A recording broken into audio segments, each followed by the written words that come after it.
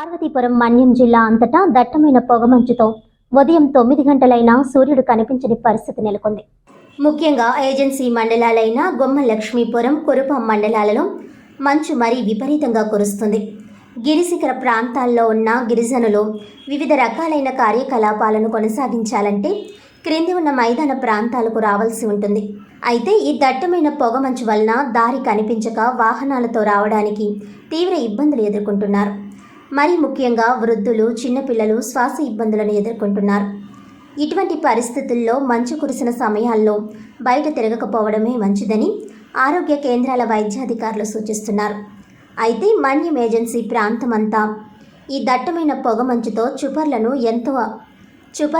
ఎంతో ఆకట్టుకుంటుంది.